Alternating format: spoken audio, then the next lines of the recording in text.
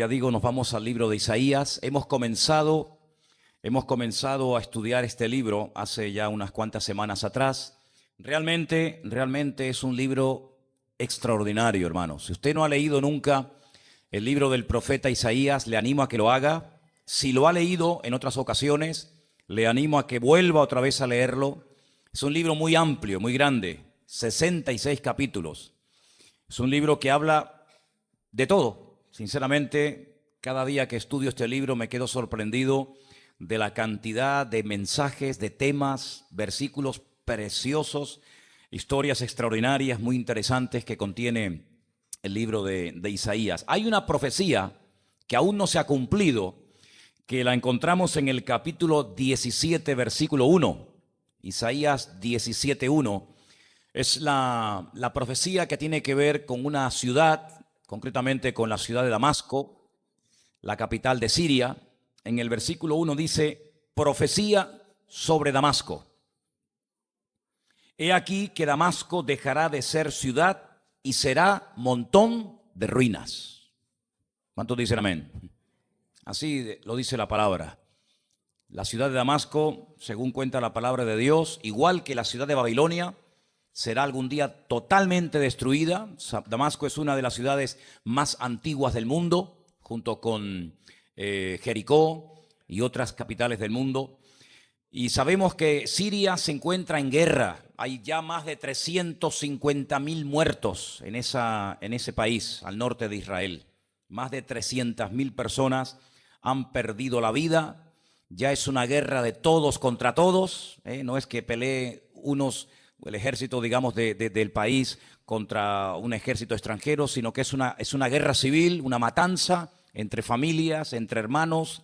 Aprovechando el vacío que se ha creado, han venido guerrilleros y han venido de otras partes del mundo a pelear en Siria, y sabemos que hay ciudades que están totalmente destruidas, ciudades están totalmente arrasadas, y siempre se ha creído, ¿no?, que Siria recibiría, digamos, un ataque exterior de una nación extranjera que atacaría a Siria, pero estamos viendo que los mismos sirios, los mismos habitantes de Siria, son los que se están destruyendo el país. Y es realmente increíble, ¿no?, de ver cómo en cualquier momento se puede cumplir esta profecía. La quería simplemente compartir, no voy a extenderme mucho en ello, pero es una profecía que está ahí y que tarde o temprano, lógicamente, tendrá que cumplirse.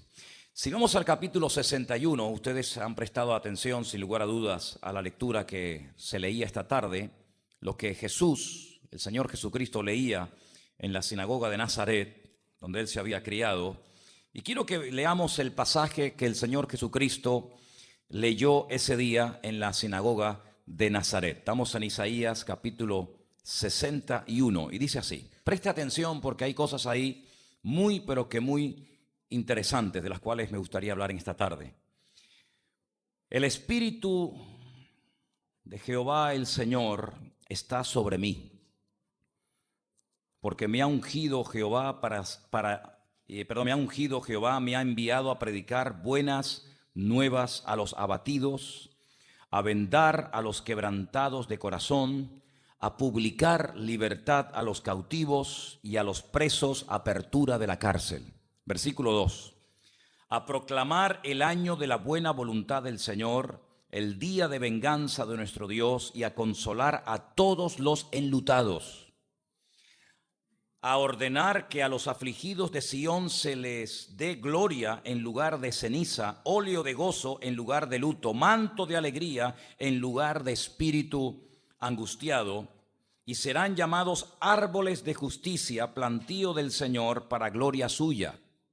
Versículo 4 dice: reedificarán las ruinas antiguas y levantarán los asolamientos primeros, y restaurarán las ciudades arruinadas y los escombros de muchas generaciones. Y extranjeros apacentarán ovejas, y los extraños serán vuestros labradores y vuestros viñadores. Y vosotros seréis llamados sacerdotes del Señor, ministros de nuestro Dios seréis llamados. Comeréis las riquezas de las naciones, y con su gloria seréis sublimes. Y el versículo 7 dice: y en lugar de vuestra doble confusión y de vuestra deshonra os alabarán en sus heredades, por lo cual en sus tierras poseerán doble honra y tendrán perpetuo gozo. Dice la Biblia que el Señor Jesucristo tenía la costumbre, por eso hemos dicho en muchas ocasiones que hay buenas costumbres y hay malas costumbres, buenos hábitos y malos hábitos que hay que desterrar de nuestra vida. Una de las buenas costumbres que tenía el Señor era ir a la sinagoga todos los sábados. Y en esa ocasión, dice la Biblia, si habéis leído en Lucas capítulo 4, Él entra a la sinagoga y se le da el honor, se le da el privilegio de poder traer la lectura pública para toda la congregación. Y dice que Él cogió el rollo, ¿verdad?, el pergamino, parte del pergamino del profeta Isaías, y si os dais cuenta, leyó parte del capítulo, parte de los versículos que hemos leído en esta noche. Él solamente leyó un trozo, y el trozo que leyó era este: el Espíritu del Señor está sobre mí. Él me ha ungido para dar buenas nuevas a los pobres. Me ha enviado a sanar a los quebrantados de corazón, a pregonar libertad a los cautivos y vista a los ciegos, a poner en libertad a los oprimidos, a predicar el año agradable del Señor. Y se paró y no siguió leyendo el resto del capítulo o del pasaje que nosotros hemos leído en esta noche. Él leyó un trocito y dice que enrollando el libro se lo dio al ministro, se sentó y los ojos de todos en la sinagoga estaban fijos en él. Y comenzó a decirles: hoy se ha cumplido esta escritura delante de vosotros. Es interesante notar porque Isaías era en los tiempos de Jesús uno de los profetas más amados, uno de los más queridos, porque es un profeta que escribe de la venida del Mesías de una forma extraordinaria. Contiene frases, expresiones y nos da información acerca del Mesías que ningún otro profeta nos da. Y por eso ustedes incluso pueden encontrar a un extranjero que se va desde su país africano, desde Etiopía, se va a Jerusalén para adorar al Señor, y seguramente pagando una enorme, una elevadísima suma de dinero, logra comprar parte de un pergamino del profeta Isaías, y cuando regresa a Etiopía dice que va montado en su carro leyendo al profeta Isaías. Y en Samaria había un predicador, había un siervo de Dios que recibe la orden de ir al desierto, y él no sabe a qué, pero él va en obediencia. Y cuando se acerca al carro donde este etíope eunuco, funcionario de una reina etíope llamada Candace, oye que está leyendo al profeta Isaías. Ahora es interesante porque el profeta Isaías estaba y está escrito en hebreo, y este hombre era etíope, y luego tuvo que asistir a algún tipo de clases, o bien en su tierra o bien en Jerusalén, para poder leer el libro de Isaías, porque no estaba traducido a ningún idioma. Quiero que sepan esto, hermanos. No fue hasta siglos después, hasta mucho tiempo después, que las Sagradas Escrituras comenzaron a ser traducidas a otros idiomas. En ese momento, la escritura que había, la que existía, era el Antiguo Testamento, y solamente se podía leer en su idioma original, en el hebreo. Este era etíope, pero él venía leyendo al profeta Isaías. Y la escritura dice que Felipe se le acerca y le pregunta: ¿tú estás realmente entendiendo lo que estás leyendo? Y este hombre es sincero. Este hombre no oculta su ignorancia. Este hombre no finge, no aparenta diciendo: sí, yo entiendo, no hay problema, no hace falta que me expliques nada. Sino que él es sincero, él es honesto y dice: ¿y cómo voy a entender yo esto si no hay alguien que con paciencia y con sabiduría me lo explique? Dice que se subió al carro, seguramente viajaron durante muchos días, y le fue explicando el pasaje que leía, que por cierto era un pasaje del libro de Isaías, hasta que llega a un lugar y sale del etíope. No le pide nada a Felipe al etíope, sino al revés, y le dice: oye, yo quiero ser bautizado. ¿Hay algún impedimento para que yo, un extranjero, un no judío, pueda ser bautizado? Y Felipe dice: en absoluto. Si crees verdaderamente, si tienes claras las ideas, no hay ningún problema para que tú seas bautizado. Y qué curioso que iba leyendo parte de una profecía que había escrito el profeta Isaías acerca de los sufrimientos que el Mesías experimentaría en el futuro. Bueno, pues esta porción que he leído esta tarde de Isaías capítulo 51 nos habla acerca de la capacitación sobrenatural que el Mesías tendría para poder desarrollar su ministerio. Vamos a desgranarla un poco, si os parece. Mirad otra vez el versículo 1 y dice lo siguiente. Dice que el Espíritu de Jehová. Sabemos que la palabra Jehová es una palabra inventada. No existe la palabra Jehová en el texto original. El nombre propio de Dios consiste de 4 consonantes, donde no hay vocales. Es un nombre impronunciable. Es un nombre al cual se le tuvieron que añadir vocales para poderlo traducir y para poderlo pronunciar. El nombre propio de Dios consta de 4 letras hebreas, Yod, Hei, Bat, Hei. Son 4 consonantes que no tienen una pronunciación en castellano. Lo que se hizo fue que se le añadieron las vocales del nombre Adonai y de otros nombres de Dios, y entonces se puede, con esas vocales añadidas al nombre, se puede pronunciar como Yahvé, se puede pronunciar como Jehová, o se puede pronunciar de muchas formas. Incluso cuando ustedes van al texto original, al hebreo, ustedes si logran leer ese nombre, lo van a leer siempre mal, porque los masoretas, que fueron los expertos en la lengua hebrea, en el texto original de las Escrituras, pusieron vocales mal puestas para que cualquier pagano, para que cualquier persona, incluso judía, no pudiera leer correctamente el nombre de Dios, porque ellos han llegado al extremo de no pronunciar bajo ningún concepto el nombre de Dios, basándose en el mandamiento de Éxodo capítulo 20, que dice: no tomarás el nombre del Señor tu Dios en vano. Entonces, para que no se pronunciara en vano innecesariamente el nombre de Dios, se le han puesto mal las vocales para que cuando lo pronuncies no sea realmente la verdadera pronunciación. Ahora, eso no significa de que el nombre de Dios no se pueda leer y no se pueda pronunciar, por supuesto que sí. Pero fijaros que dice que fue el Espíritu del Señor, el Espíritu del Eterno, el que ungió al Señor. El Espíritu de Jehová, el Señor, vamos a ver, el Espíritu de Yahweh, de Yod-Vah-Hei, unge al Señor. A mí me hace mucha gracia cuando hay personas que se meten en camisas de 11 varas y no conocen el texto original. En el texto original se menciona al Ruach HaKodesh, que es el Espíritu. Aquí aparece, me imagino que en vuestras Biblias, en el versículo 1 aparece con mayúscula. ¿Sí o no? Como dando a entender de que el Espíritu que ungió al Mesías era el Espíritu Santo. Bueno, les digo sinceramente, no tenemos que complicarnos tanto la vida, porque en el texto original, ni en hebreo, ni en griego, no existen palabras con mayúsculas. Todas las palabras, incluido el nombre de Dios, incluido el nombre del Espíritu, incluido el nombre del Mesías, todo está en minúscula. No se hace esa diferencia entre espíritu con mayúscula y espíritu con minúscula. Eso es algo que los traductores al castellano lo han hecho, pero realmente no es así. ¿Por qué? Porque cuando pone el Espíritu, no pone simplemente Ruach, Espíritu, sino que pone Ruach HaKodesh, literalmente el viento santo, lo que nosotros traduciríamos por el Espíritu Santo, ¿sí o no? El Espíritu de Yahweh, del Dios eterno, el Señor, está sobre mí. Ahora, cuando Jesús está en la sinagoga de Nazaret, Él dice que hay un espíritu que lo ha ungido. Si nosotros estudiamos este tema de las unciones, del cual se ha dicho y escrito tanto, ¿qué era realmente ungir a una persona?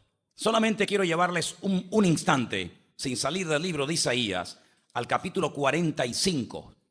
Lo leímos el jueves, se lo recuerdo. Isaías 45:1 dice: así dice Yahweh, así dice el Eterno, a su ungido. Y la palabra ungido es Mashiach. Así dice el Eterno a su ungido, a su Mesías. Y aquí dice a Ciro.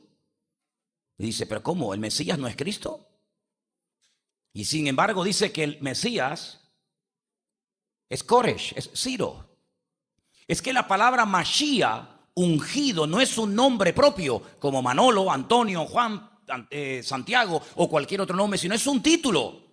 No es un nombre, es un título. Por ejemplo, al actual presidente de Israel se le llama Mashiach, el ungido. A los sacerdotes, a todos los sacerdotes que se les ungía para poder entrar en el lugar santísimo, eran ungidos. Los reyes eran ungidos. Toda aquella persona sobre la cual se derramara un aceite especialmente preparada para poder desarrollar su función profética, su función sacerdotal o su función como rey, se le aplicaba el título Mashiach, ungido. Por eso a nuestro Señor Jesucristo se le llama Jesús Cristo. Yeshua Mashiach, el Salvador ungido. No es que Él se llamara Cristo. Él no se llamaba Cristo. Cristo es la aplicación, la traducción de la palabra Mashiach al castellano. Y ahora vemos en este lugar que el Señor Jesucristo dice que a Él alguien lo ha ungido. Claro, es que sin la unción, sin el respaldo del cielo no se podía ministrar. ¿Se dan cuenta que cuando, por ejemplo, el rey Saúl es descartado como rey de Israel, ¿se acuerdan? Y el profeta Samuel oraba y oraba por él. El Señor le dice, no ores más por él. Ve a la casa de Isaí y unge al siguiente rey de Israel, que teóricamente tenía que ser el príncipe. ¿Quién era? Jonatán. Pero no. El futuro de la nación no pasa por un heredero de Saúl, sino por otro, por Isaí, el hijo de Isaí. Y llega y derrama aceite sobre su cabeza, lo unge, y años más tarde el segundo rey de Israel no sería Jonatán, sino sería el rey David, el hijo de Isaí. ¿Os dais cuenta?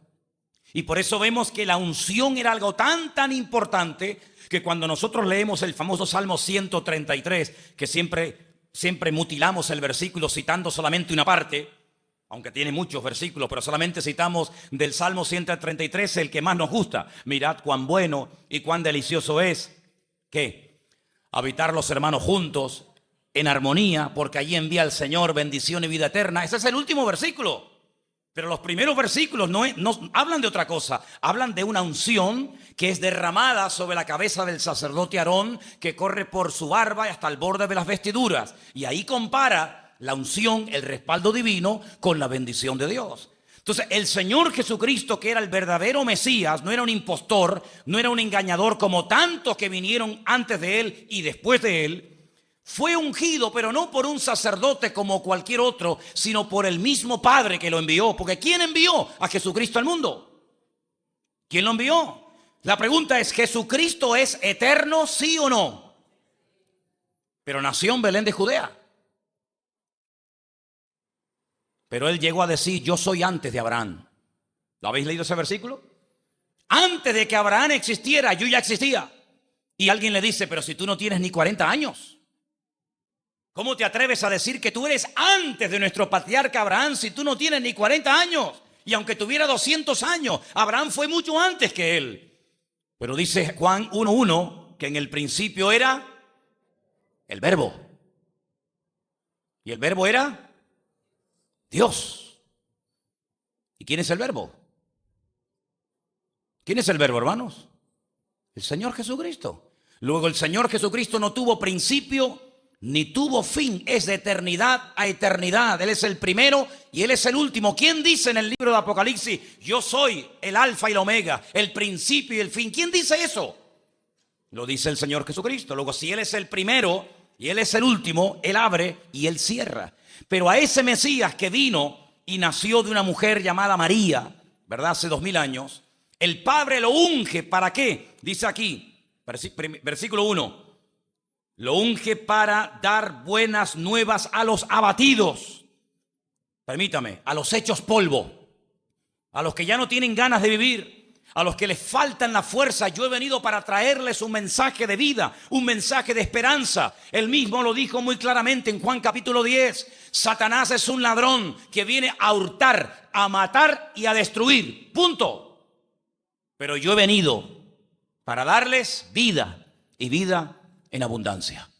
Vine para eso. Después dice para sanar o para vendar a los quebrantados de corazón. Y aquí ya no se empieza a hablar no solamente de dolencias externas, de cosas visibles, físicas, sino de problemas del alma.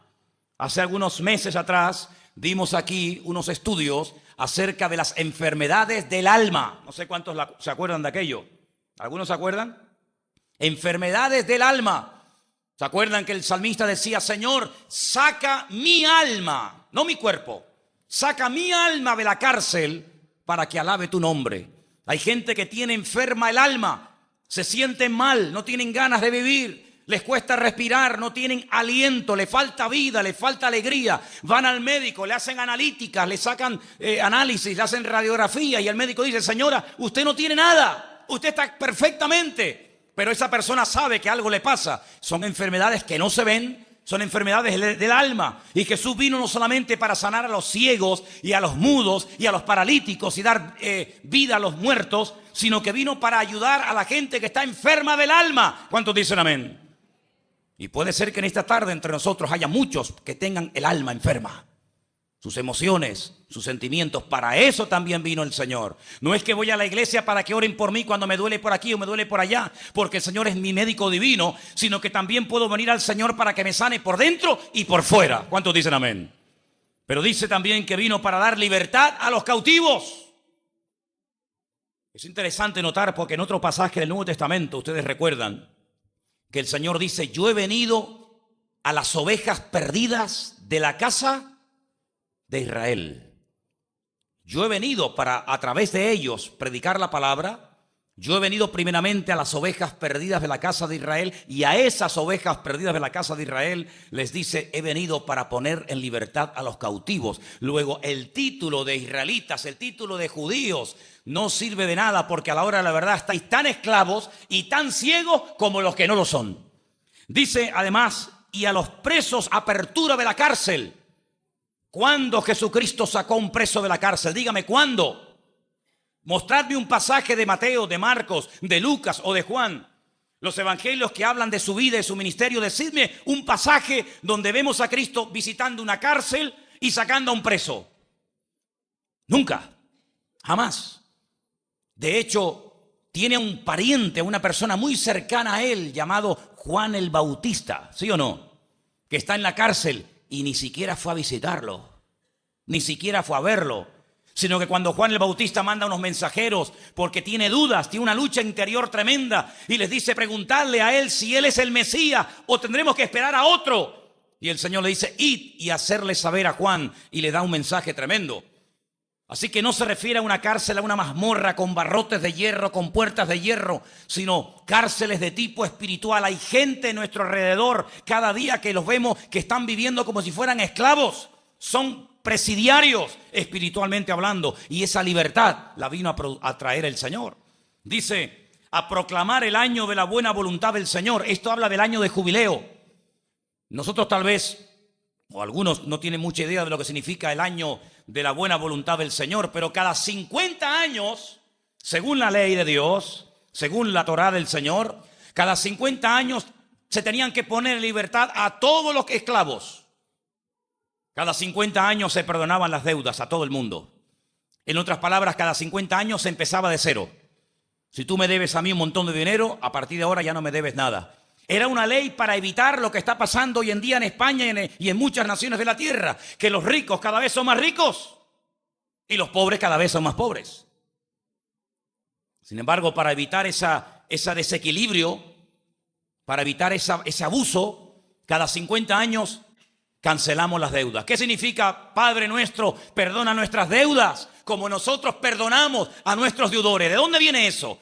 ¿En qué se basa esa oración? En el año de jubileo, cuando se perdonaban todas las deudas y los esclavos podían otra vez optar a ser libres. Las tierras que se habían vendido porque hacía falta dinero, ¿verdad? No solamente posesiones, sino dinero, se vendían, pero a los 50 años volvían otra vez a pertenecer a sus dueños originales. Y a eso vino el Señor, a traer un año de libertad.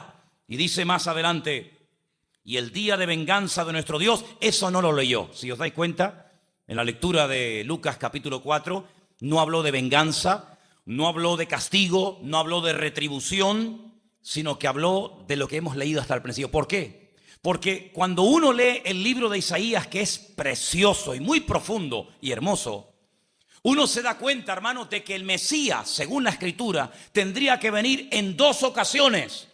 Una primera ocasión que ya se produjo hace 2000 años, como cordero, como siervo sufriente, a morir por nosotros, a romper toda ligadura de iniquidad, de pecado, a desbaratar el imperio del diablo, etcétera, etcétera. Y una segunda vez, como dice la palabra y mucho en Isaías, a reinar, de lo cual hablaremos ahora. Y por eso algunos que todavía están esperando al Mesías por primera vez, no entienden esto de que tiene que venir a morir, luego resucita, se va, luego viene otra vez a reinar. Y de ahí que desde el siglo XIII, escuchen esto, desde el siglo XIII hasta hoy en día, dentro de lo que es el mundo del judaísmo, algunos han comenzado a fraguar y a enseñar la idea de que Isaías habla no de uno, sino de dos Mesías. Uno que viene a morir y otro que no tiene nada que ver con el primero, que viene a reinar. Sin embargo, nosotros sabemos perfectamente que no hay dos Mesías, sino hay uno solo. ¿Cuántos dicen amén? Y ese Mesías vino una primera vez, cumplió más de 150 profecías que estaban escritas acerca de su persona en el Antiguo Testamento, se marchó, nos dejó a nosotros la responsabilidad de extender su palabra, de extender su mensaje, y volverá por segunda vez en relación con el pecado. Vendrá a gobernar, vendrá a reinar en su etapa milenial. ¿Cuántos dicen amén? Y dice más adelante en los pasajes que nos faltaron por leer, que se producirá toda una restauración de un país que dentro de poco tiempo, durante el ministerio de Isaías, iba a ser destruido, iba a ser arrasado de la faz de la tierra por una etapa de 70 años. Hubieron varios profetas que antes de que viniera el desastre nacional, predicaron muy duramente y muy claramente acerca de lo que le esperaba a la nación. Uno de ellos fue Isaías. Otro, sabemos que fue también Jeremías. Estuvieron durante muchos años diciéndole al país: no se refugien, no se amparen, no se escondan detrás de sus ritos, detrás de su religión, detrás de su templo, porque la vida que lleváis es digna de castigo y es digna de juicio de Dios. Y ellos predicaban acerca del juicio, ellos predicaban acerca de que el país sería sacudido. Y ellos tenían bien claro que cuando una persona se aparta de los caminos del Señor, aunque de otra apariencia, cuando una persona se aparta de la ley de Dios, tarde o temprano sufrirá terribles consecuencias. Y por eso lloraban, y por eso hacían todo tipo de mensajes, a veces haciendo cosas para que la gente viera en aquello que hacían un ejemplo de lo que se les venía encima. El Señor les dice que utilizaría a los asirios, que eran terribles. Serían los instrumentos que Dios iba a utilizar para sacudir los cimientos espirituales de la nación, para ser expulsados de su tierra durante 70 años. Ahora, nunca a ellos se les pasó por la imaginación, por la cabeza, que el templo podría ser destruido. Para ellos el templo era algo intocable, porque allí vivía Dios, porque allí estaba la gloria del Señor. Por lo tanto, que estos hombres vinieran y les dijeran que el templo iba a ser destruido, que los sacerdotes iban a ser asesinados, que miles de personas iban a ser muertas, ni se lo creían. De hecho, sabemos que a Jeremías, por ejemplo, contemporáneo de Isaías, le dieron palizas, le dieron con látigo, lo quisieron matar de hambre, lo metieron en un pozo sin agua para que se muriera allí.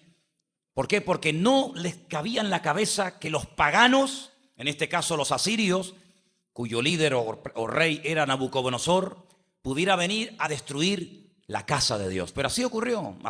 La Biblia nos enseña que el templo fue destruido y fueron llevados a Babilonia. ¿Cuánto tiempo, hermanos? 70 años.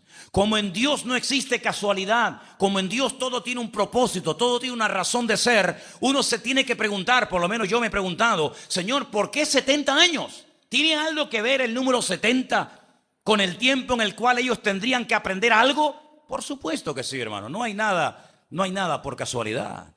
¿Por qué el Señor ayunó 40 días y no ayunó 25? ¿Por qué ayunó 40? Bueno, todo tiene una explicación. ¿Y por qué escoge a 12 discípulos y no escoge a 245? ¿Verdad? ¿Y por qué el pueblo de Israel está 40 años en el desierto dando vueltas y no está 15 años o 28 años? ¿Por qué las matemáticas, por qué los números se enfatizan tanto en la Escritura? Todo tiene una razón de ser. Y la razón del cautiverio es la siguiente. Yo les expliqué en su momento que cuando el pueblo de Israel no tiene tierra, no tiene país, son esclavos en medio del desierto, rumbo a la tierra de Canaán, recibieron en el desierto una serie de instrucciones, una serie de mandamientos, una serie de enseñanzas que tenían que poner en práctica una vez llegaran a la tierra de Canaán. Claro, había leyes que eran solamente para los agricultores.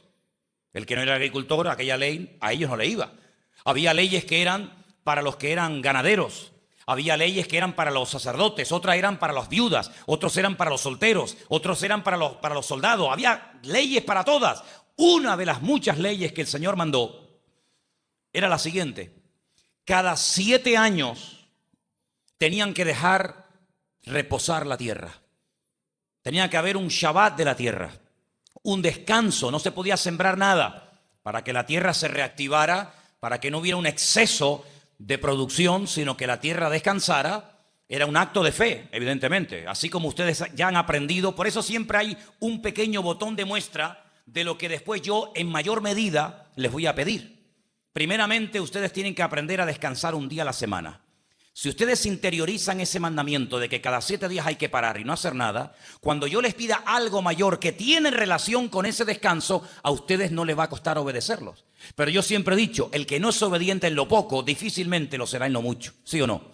La Biblia dice que el que no es fiel en lo poco, pues olvídate, tampoco va a ser fiel en lo mucho. Entonces, si ustedes se acostumbran a un día de los 7, uno solo, me lo dejan para mí solo. Cuando yo les pida a ustedes un año, a ustedes no les va a costar. Pero dice la palabra de Dios que cuando llegaba el 7º año, los agricultores volvían a sembrar la tierra. Y al 7º año, otra vez volvían a sembrar la tierra. Llegó un momento en el que el Señor les recordaba a los habitantes de esa nación: mía es la tierra, y ustedes no han obedecido a este mandamiento de dejar reposar mi tierra. Durante 490 años estuvieron viviendo en Canaán. Nunca dejaron reposar la tierra. ¿Por qué dije antes que era un acto de fe, de obediencia? Porque vamos a ver, si no hay siembra, no hay cosecha. La pregunta que algunos se harían, y a lo mejor algunos de ustedes también: si no sembraban el 7º año, ¿de qué vivían? El Señor les decía: si ustedes se fían de mí, y ahí está la cuestión. Si yo digo, hermano, hay que creer en Dios, con eso no tengo ningún problema, no tengo ni que gastar ni 5 minutos para pedirles que ustedes crean en Dios, porque la mayoría, o creo que todos los que estáis aquí esta tarde, todos creéis en Dios, por eso estáis aquí. Pero la cuestión no está solamente en creer en Dios, también dice la Biblia que los demonios creen y tiemblan. Sino es fiarnos de Dios. En ese Dios en el cual crees, te fías de Él, le crees a ese Dios. La cosecha del 6º año será tan impresionante que les va a llegar. Les va a sobrar para vivir el 6º año, el 7º y el 8º. Cuando llegaba el año 7º, no hacían caso al Señor, y así estuvieron 490 largos años en desobediencia total y absoluta. ¿Creen ustedes, y es algo que Isaías intenta demostrarle, y Jeremías y otros profetas, que uno puede hacer en la vida lo que le da la gana y no pasa nada? Total, llevamos 200 años, 300 años, 400 años, 490 años y ¿ves? No ha pasado nada. No ha pasado nada. ¿Cuántos años le debían de obediencia al Señor? 70. Porque 70 por 7, ¿cuánto es? ¿Cuánto es 70 por 7? Pues 7 por 7, 49, son 490 años, ¿sí o no?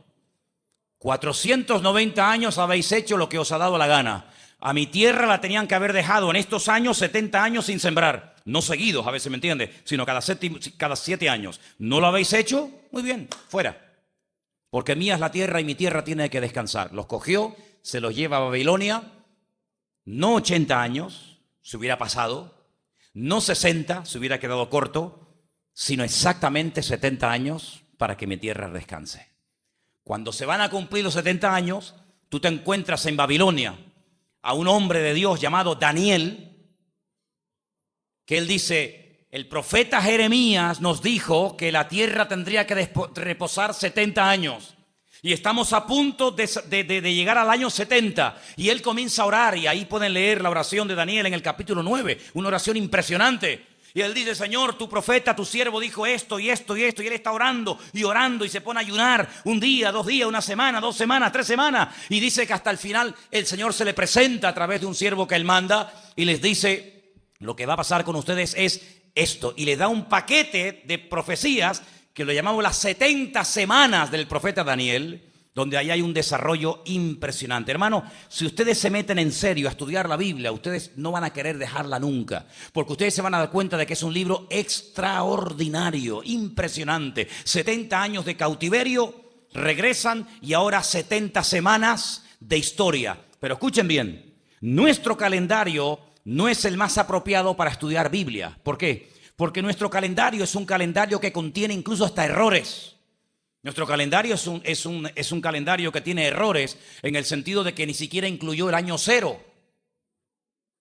Y por eso dicen algunos que nuestro calendario está desfasado, en algunos dicen en 3 y hasta en 4 años, que estaríamos 4 años más de lo que realmente estamos. Es un calendario inventado, lo mandó a hacer un papa llamado Gregorio. Por eso el calendario nuestro se llama también el calendario romano o el calendario gregoriano. Pero en la Biblia hay un calendario que incluso es más corto que el nuestro. Nuestro calendario contiene 365 días. Y el calendario bíblico tiene 360. Le sobran 5 días. En nuestro calendario hay 12 meses. En el calendario bíblico no siempre, pero a veces hay 13 meses para compensar el desfase de día de un calendario a otro. Nuestro calendario gira en torno al sol. El calendario bíblico gira en torno a la luna. Nuestro calendario gira en torno a días de 24 horas. El día, según se comienza a contabilizar en la Biblia, dura 12 horas, no 24. Por eso cuando tú estudias profecía, de ahí que muchos hayan salido por ahí dando fechas y todas han sido equivocadas. ¿Por qué? Porque parten de una premisa equivocada, parten de un calendario que está mal, de un calendario basado en cálculos humanos y no en el calendario bíblico. El Señor le dice a su pueblo, 70 semanas están determinadas sobre tu pueblo y sobre tu santa ciudad. Y entonces ahora uno se da cuenta de que uno tiene semanas de días, pero en la Biblia existen semanas de años. Es decir, cuando pasan 7 días, para nosotros ha pasado ¿cuánto? Una semana, ¿sí o no? Pero en la Biblia cuando pasaban 7 años, se consideraba que había pasado una semana. Por eso a un niño se le podía preguntar ¿qué edad tienes? Y el niño te podía decir tengo 7 años. O el niño te podía decir tengo una semana. Y el niño era así. Pero una semana de años. Luego si tienes una semana, ¿cuántos años tiene el niño? 7 años. 70 semanas yo te voy a dar. Y cuando tú multiplicas 70 por 7 son 490 años. Y es interesante notar cómo, sabéis que hay muchos relojes que tienen una especie de cronómetro, ¿cómo se llama? De cronómetro, pero para atrás, como ¿cómo se llama eso? De un cuenta atrás. El Señor dice, cuando salgan de Babilonia, pongan el cronómetro y empiecen a contar para atrás. Porque le dice el Señor al profeta Daniel, una vez que ya están en Babilonia, desde que salgan hasta que venga el Mesías. Fíjense, las preposiciones en la Biblia son muy interesantes. Dice, desde hasta. Desde la salida de la orden para restaurar Jerusalén hasta el Mesías príncipe habrá, y le da un tiempo. Y son exactamente 483 años. Y cuando Cristo entra triunfalmente en Jerusalén montado en un pollino de asno, según la profecía del profeta Zacarías, se pone a llorar y dice, ¡ay, Jerusalén, Jerusalén! Si ustedes supieran lo que significa para ustedes este día.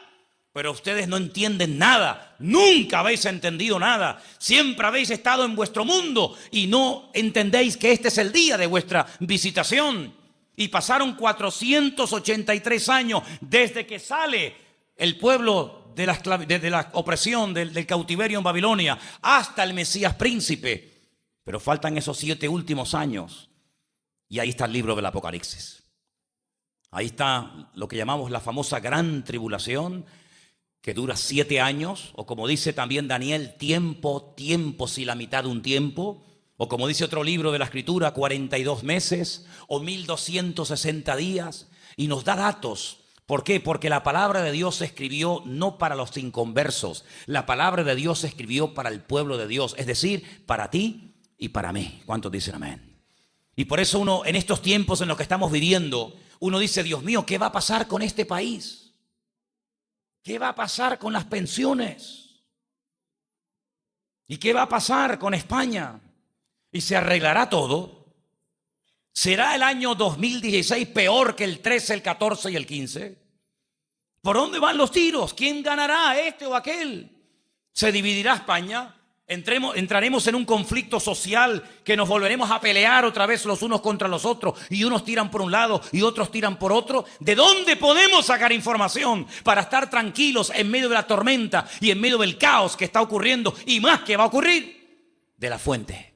Y esa fuente se llama la palabra de Dios. ¿Cuántos dicen amén? Por eso el Señor Jesucristo se les quedó mirando un día a sus discípulos y le dijo: escudriñad las Escrituras, pero no las lean así por encimita, superficialmente. Por si alguien te pregunta: hermano, ¿leíste la Biblia? Sí, leí un par de salmitos. Ah, qué bien.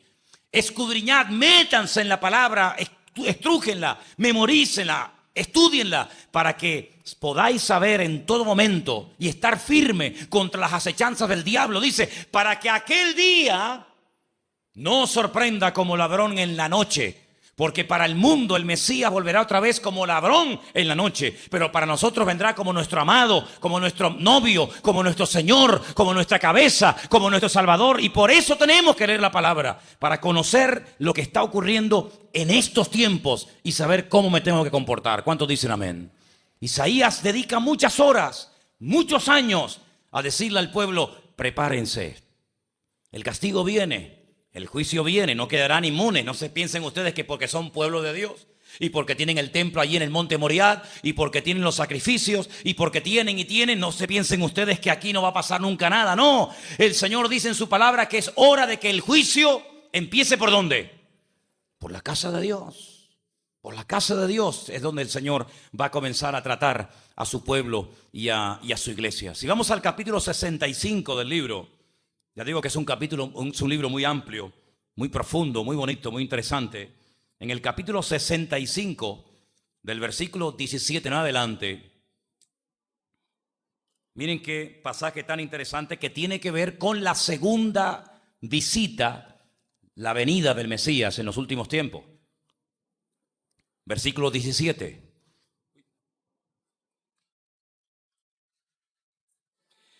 Porque he aquí que yo crearé.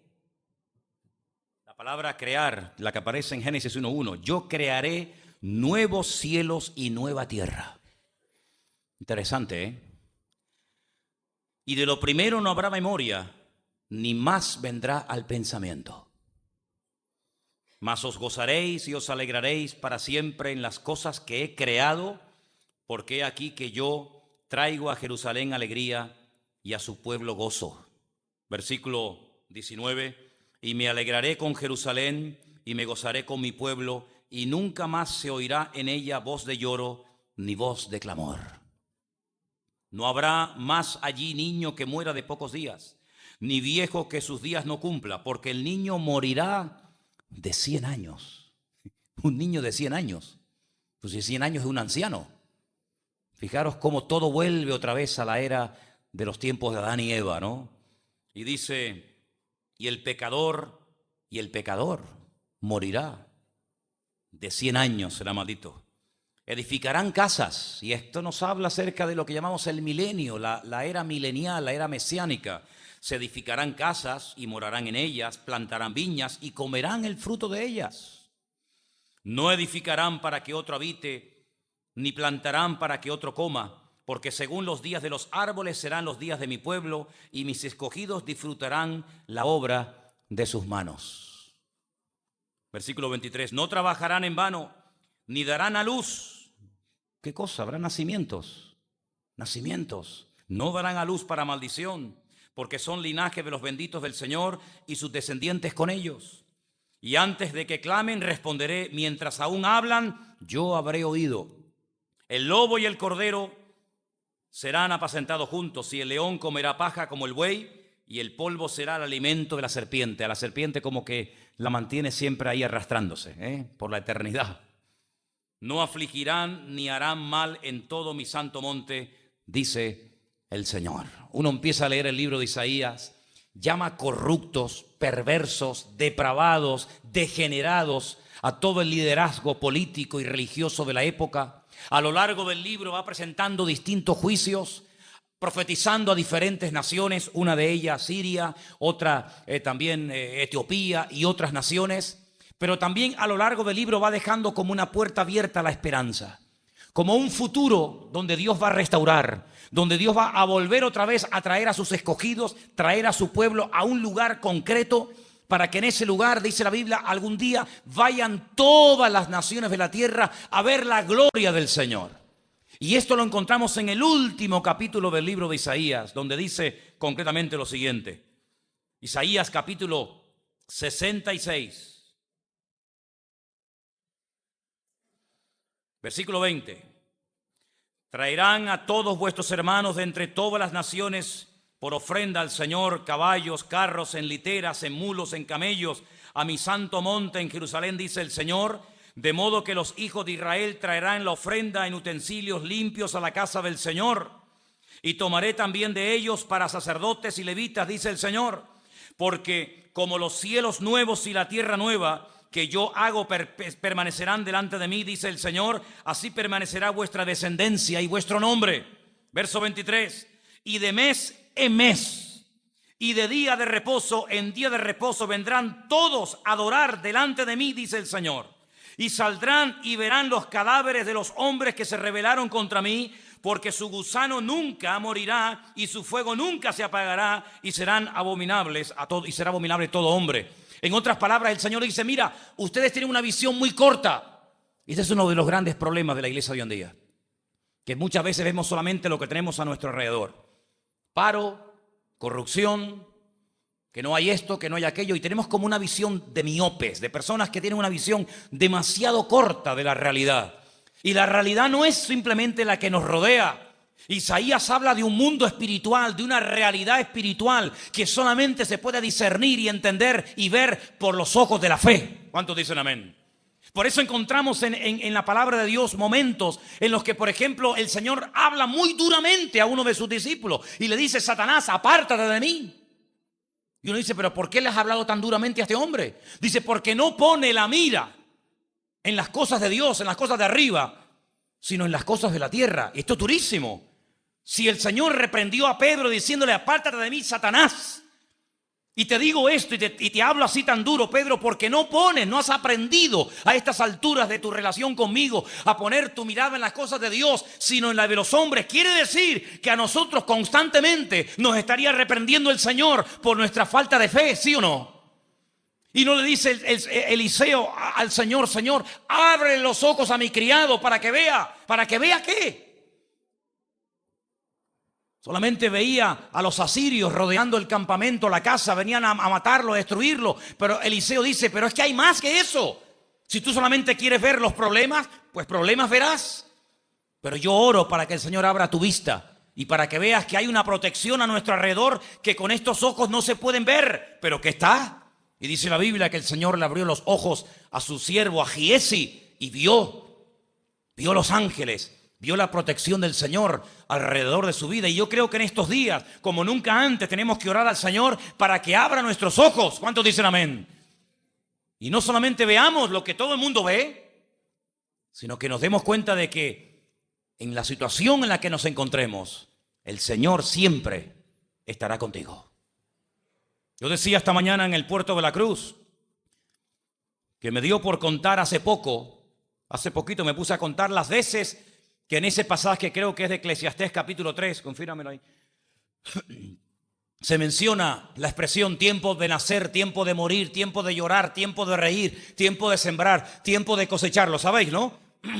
Comencé a contar la palabra tiempo, 1, 2, 3, 4, 5, 28, o 24, ¿cuántos hay? 26. 26 veces. ¿Por qué? ¿Casualidad? No, no hay nada por casualidad. No hay nada porque no se le ocurrió otra cosa. Ya dije llorar, reír, plantar, sembrar, correr, sentarme y ya no se me ocurre nada. Bueno, ya está. No. ¿Por qué paró en el número 26? Porque el nombre de Dios, su valor numérico, suma 26. Y te está diciendo indirectamente el Señor, mira, cuando siembres, yo estoy contigo. Y cuando coseches, yo estoy contigo. Cuando llores, yo estoy contigo. Y cuando rías, yo estoy contigo. Cuando estés sano, yo estaré contigo. Y cuando estés enfermo, yo estaré contigo. En otras palabras, no habrá ni una situación, ni una circunstancia de nuestra vida, de todas las que pasaremos, en la que el Señor no esté a nuestro lado. ¿Cuántos dicen amén? Por eso dice Isaías, en el capítulo 41, versículo 10, una palabra tremenda. Tómala, hermano, por favor. Apréndasela de memoria, escríbela, ponla ahí en el espejo del retrovisor de tu coche, ponlo en el salpicadero, ponlo en la guantera, ponlo en el espejo del baño, ponlo en la nevera, donde tú quieras, pero apréndete esta palabra. Y dice el Señor, no temas, porque yo estoy contigo. ¿Cuántos dicen amén? Qué flojito, ¿cuántos dicen amén? No temas porque yo estoy contigo. No desmayes. Que no te falte el aire. Ay, que no llego, ay, que no llego. No desmayes porque yo soy tu Dios, que te esfuerzo. Y uno pensaba que el que se esforzaba era uno. Y ahora resulta que el que me da ganas de esforzarme es Él. Hasta en eso se lleva Él la gloria. Increíble. Yo te esfuerzo, siempre te ayudaré, siempre te sustentaré con la diestra de mi justicia. ¿Cuánto? Siempre. Saltamos al versículo 13. Porque yo, Yahweh, soy tu Dios, quien te sostiene de tu mano derecha y te dice: no temas, yo te ayudo. Denle un fuerte aplauso al Señor en esta noche. Esto es algo impresionante, hermano. Tremendo, aleluya. Siempre, siempre. Amén. Usted tiene ante esto dos opciones. Dos opciones, no hay más. No hay A, B, C, D, no, hay dos. O lo crees y te lo aplicas, o no lo crees y no lo vives. No hay más. Si tú dices que tú me tienes cogido de mi mano derecha, si tú dices que tú me das esfuerzo, si tú dices que siempre estarás conmigo, que siempre me acompañarás, ya está. Se acabaron las preocupaciones, se acabó los nerviosismos, se acabó el no dormir, se acabó el estar agobiado, porque el Dios Todopoderoso, el Creador del cielo y de la tierra, me dice a mí personalmente: siempre te ayudaré, siempre te sustentaré y nunca te abandonaré, sino que estaré contigo todos los días de tu vida. ¿Cuántos dicen amén? Eso significa que cuando yo no tenga lo que me gustaría tener, no significa de que Él no está conmigo, sino que por la razón que mi mente no entiende, Él me está probando para ver cómo reacciono ante lo que yo he dicho que creo, de que Él siempre estará conmigo, de que Él nunca me abandonará. Te voy a quitar un par de cositas a ver cómo reaccionas. Y luego te voy a dar muchas cosas para ver cómo reaccionas cuando tienes mucho, porque cuidado, algunos piensan que cuando uno no tiene nada, como que está uno nervioso y preocupado, pero he visto más gente, escúcheme bien, lo digo de verdad, he visto a más gente que ha echado a perder su vida por la abundancia que por la escasez. ¿Pero cómo puede ser eso? A veces he oído comentarios de gente que dice: claro, hermano, en países donde hay mucha necesidad, en países donde hay mucha escasez y falta de recursos, es como que crece más la iglesia y la gente se acerca más al Señor. Y no es verdad, es mentira lo que dicen, es verdad. En países donde aquí no pasa nada, aquí no sobre todo, como que la gente como que no necesita de Dios. Y es todo lo contrario. Es la abundancia la que echa más a perder a la gente que la escasez. El otro día leían el profeta Ezequiel, dice: el pecado de Sodoma y de Gomorra fue abundancia de pan, abundancia de tiempo libre, de ociosidad, dice la Escritura, de tal manera que se conformaron con la abundancia. Luego a veces el Señor cierra un poco, aprieta un poco el grifo para ver cómo reaccionamos ante semejante promesa que en esta tarde hemos leído, de que nunca te abandonaré, siempre te sustentaré con la diestra de mi justicia. Por lo tanto dice: no temas. Y dice algo muy interesante en el versículo 14. Lo guardé para el final. Isaías 41:14 dice: no temas. ¿Y qué dice ahí? Gusano. Gusano de Jacob. Oh, vosotros los pobres de Israel, yo soy tu socorro, dice el Señor, el Santo de Israel es tu redentor. Gusano de Jacob. ¿De dónde viene eso? Gusano. Gusano. ¿Te gustaría que te llamaran: hola gusano? Hola gusana. ¿De dónde viene eso de gusano? ¿Sabes lo que es un gusano, no? ¿De dónde vienen las mariposas? ¿De dónde vienen esas mariposas tan hermosas que uno dice: qué bonita tú? Qué belleza, ¿no? Qué alas, qué colores. Yo tengo en mi mente una imagen de cuando yo era niño. Mi abuelo en Venezuela tenía paredes enteras llenas de unas como de vitrinas de cristal con unas mariposas, así con chinchetas, y tenía unas mariposas enormes, azules, con dibujos. ¿De dónde vienen todas esas mariposas? de los gusanos. Pero ¿por qué se le llamaba Jacob gusano de Jacob?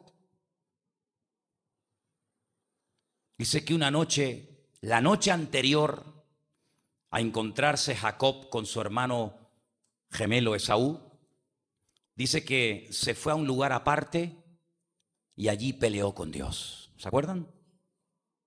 Y dice que se le presentó un ángel con el cual trabó una pelea, y cuando ya despuntaba, ya rayaba el alba, Jacob le dice: no te voy a soltar hasta que no me bendigas, porque no voy a dejar pasar esta oportunidad de ser bendecido.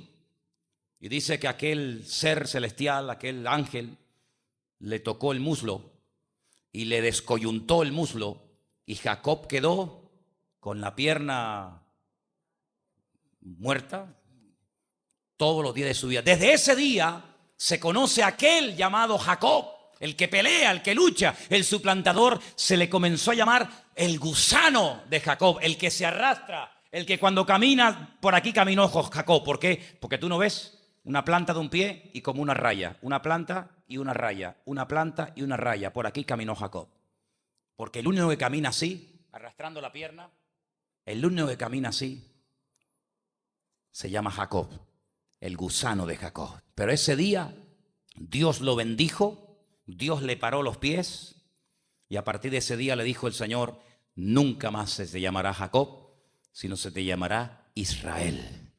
Y Dios le dio un nombre que solamente lo lleva un hombre en la Biblia, él, el segundo patriarca de Israel, el tercer patriarca del pueblo de Israel.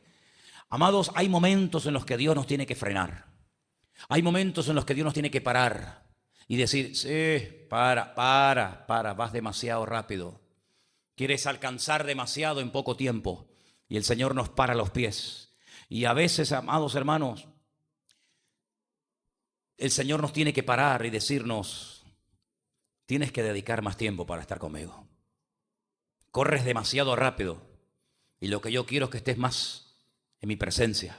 Esa era una de las características de Jacob cuando era niño. Dice que era un niño quieto. Jacob estaba todo el día con la lanza, cazando y por aquí y por allá, pero Jacob dice que era como quieto, tranquilo. Más meditaba las conversaciones con su madre, las historias del patriarca Abraham con su padre, pero llegó un momento en la vida como que se lanzó, como que corre para aquí, corre para allá, ahora a trabajo, ahora hago lo otro, y ahora las ovejas, y ahora te aquí, y ahora ya. Y el Señor dijo: ven para acá, vas demasiado rápido. Te voy a dar un apretón de tuercas para que no corras tan rápido. Y ese día la vida de Jacob fue transformada radicalmente. Yo creo que la experiencia más grande que un ser humano debe tener en esta vida es la de encontrarse con el Señor y lo que llamamos nosotros nacer de nuevo, ¿sí o no?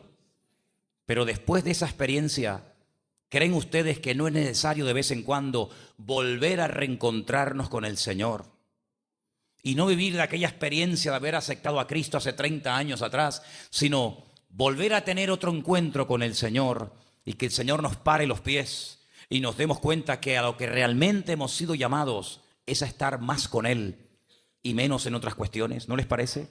Eso es lo que dice Isaías. Cuando ustedes, como el gusano de Jacob, como vuestro patriarca, aprendáis a ir al ritmo de Dios y no al ritmo vuestro, ese día yo restauraré las ciudades destruidas, ese día volveréis a vuestra tierra y ese día volveréis a ver otra vez un futuro esperanzador. Eso es lo que tenemos que ver.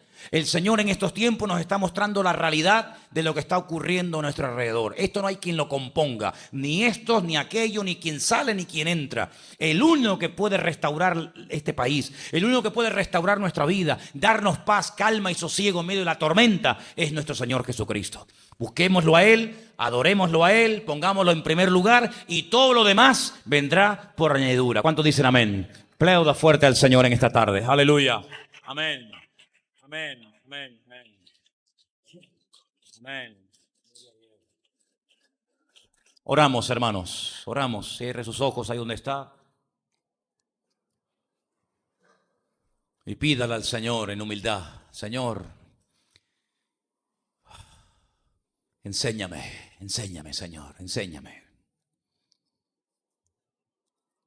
Hay pasajes en la Biblia que nos sacuden, que nos confrontan.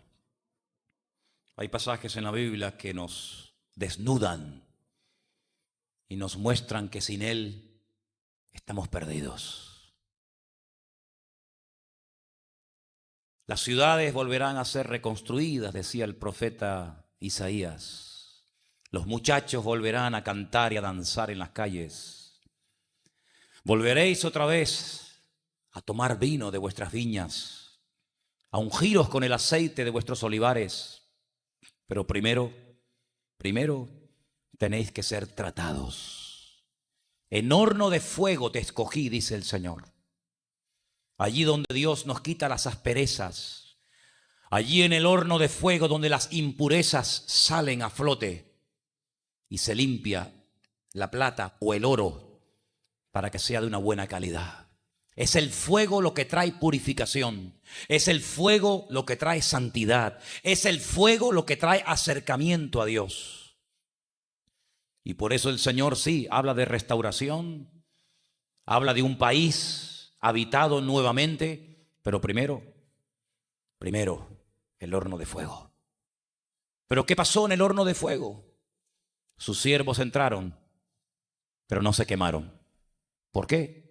Porque el Señor estaba con ellos. Salieron mejor de lo que entraron.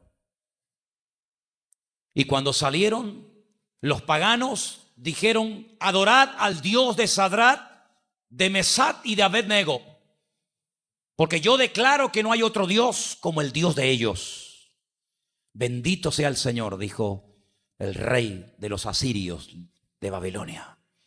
Pero para llegar a ese punto, el pueblo representado en estos tres jóvenes tuvo que entrar al fuego.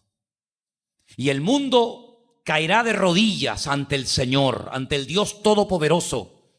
Pero para eso la iglesia, el pueblo de Dios, tiene que ser tratada y probada por el fuego.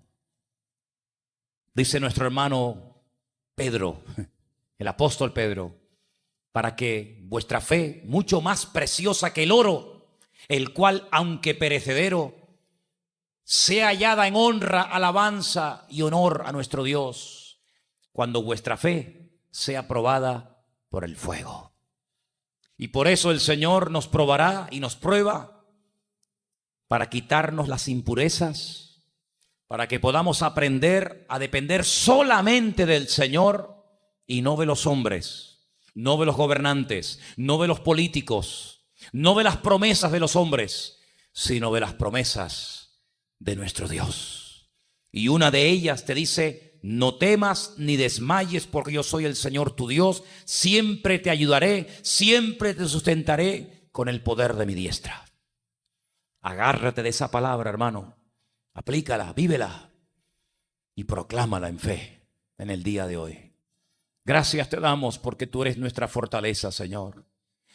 Gracias te damos porque por muchas dificultades y circunstancias difíciles y pruebas por las que tú permitas que pasemos, tú siempre estarás con nosotros. Tú siempre nos sustentarás, siempre estarás a nuestro lado y nunca abandonarás a tu pueblo, Señor. Gracias, gracias de todo corazón, Señor. Bendecimos tu bendito y precioso nombre. Y te damos la gloria y la honra, porque no hay nadie como tú. Bendito sea, Señor. Haz en nuestras vidas lo que tú quieras. Aquí estamos para servirte y para honrarte a ti. En el nombre bendito de Jesús.